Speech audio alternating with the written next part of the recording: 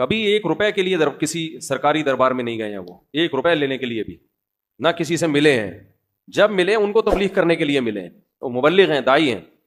اور یہ جتنے لوگ اعتراض کر رہے ہوتے ہیں نا, خود ان کا ذرا سا بھی کام ہونا تو پھر دیکھو یہ کیسے درباری بنتے ہیں. یہ تو جس کو باپ سے دولت ملی ہے اس کو بھی چین سے نہیں جینے دیتے. باقی کوئی اعتراض ہے کرو. ہاں کچھ یہ ضرور ہے کہ ایسے مشہور لوگوں کو بعض دفعہ کچھ دائیں بائیں لوگ کیش کرا رہے ہوتے ہیں. دائیں بائیں کچھ لوگ ایسے ہوتے ہیں جو ان کے نام کو استعمال کر رہے ہوتے ہیں.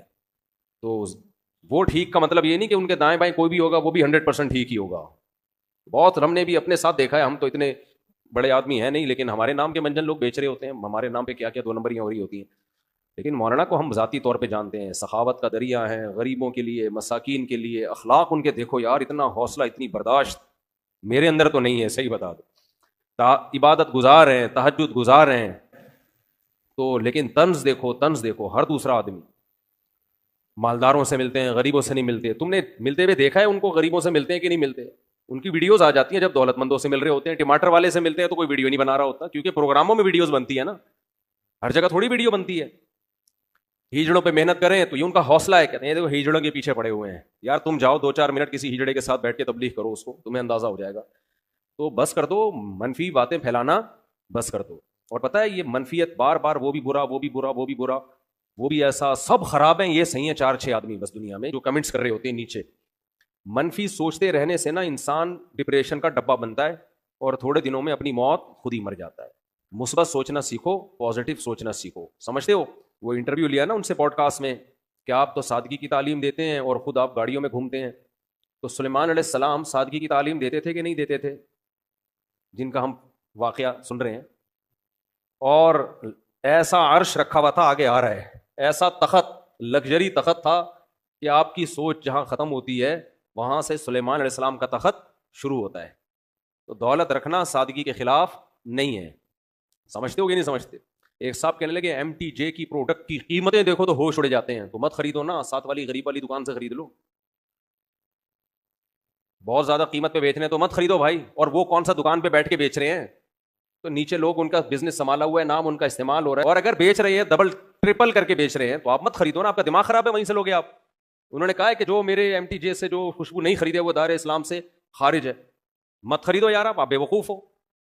تو پرسنل لائف میں اس طرح سے, جو میں نہیں کہہ رہا وہ فرشتے ہیں ان سے غلطی نہیں ہو سکتی, کوئی علمی لحاظ سے کسی پر کوئی اشکال ہو تو مہذب طریقے سے کیا جا سکتا ہے, وہ ٹھیک ہے, وہ تو اللہ کے پیغمبر کے علاوہ کوئی بھی غلطی سے پاک نہیں ہے. حضرت مولانا طارق جمیل صاحب, ہم ان کی خاک کے برابر بھی نہیں ہیں.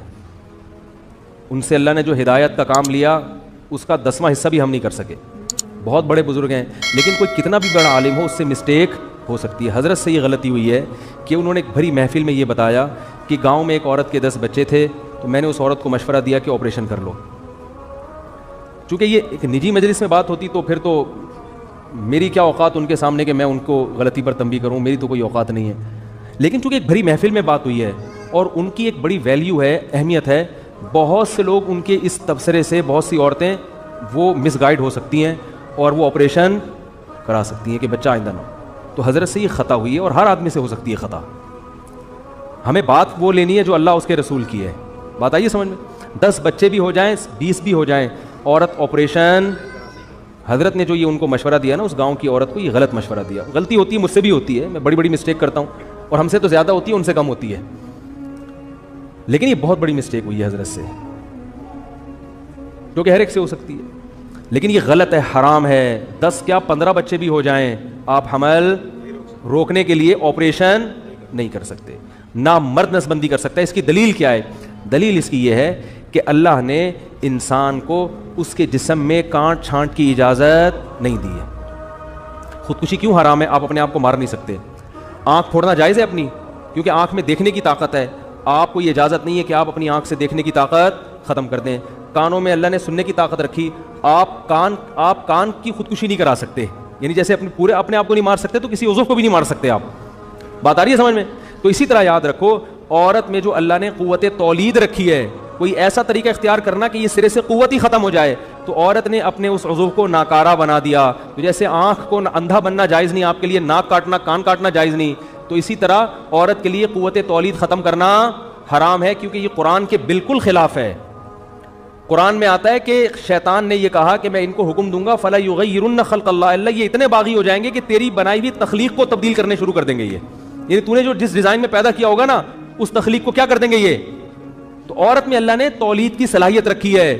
عورت وقتی طور پر حمل روکنے کی تدبیر اختیار کر سکتی ہے کسی ضرورت سے، جیسے صحابہ بھی کرتے تھے، لیکن قوت تولید کو کسی قیمت پہ ختم نہیں کر سکتی. یہ پھر اللہ کی بنائی ہوئی تخلیق کو کیا ہے، اور یہ سب کے نزدیک حرام. دیوبند